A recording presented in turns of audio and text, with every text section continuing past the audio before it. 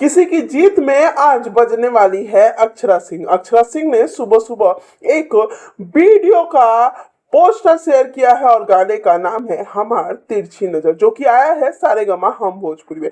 लेकिन आज तो रिजल्ट आने वाला है। आज इस गाने को लाना अक्षरा सिंह की क्या मकसद है बताती हूँ। उससे पहले आपसे रिक्वेस्ट है कि वीडियो को लाइक और चैनल को सब्सक्राइब जरूर कर दीजिए। आपको बता दूं कि अक्षरा सिंह ने पोस्ट डाला है और सोशल मीडिया पे आग की तरफ फैल गई है। अक्षरा सिंह का ये गाना देखकर और समझकर यही लग रहा है कि ये चुनाव में बजने वाला गाना है। एक एक लाइन पे ध्यान दिया गया है और सारेगामा हम भोजपुरी का गाना है, तो आप समझ सकते हैं कि किस लेवल का गाना है। वैसे आपको क्या लगता है कि पवन सिंह और अक्षरा सिंह जी का चुनावी जो दौर था वो हमें इस रूप में देखने को मिलेगा?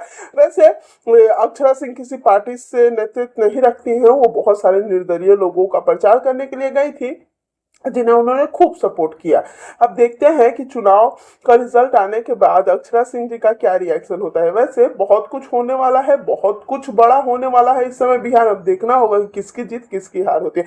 वैसे किसी की जीत हो किसी की हार हो, आप लोग जाकर अक्षरा सिंह के इस गाने को जरूर सुने।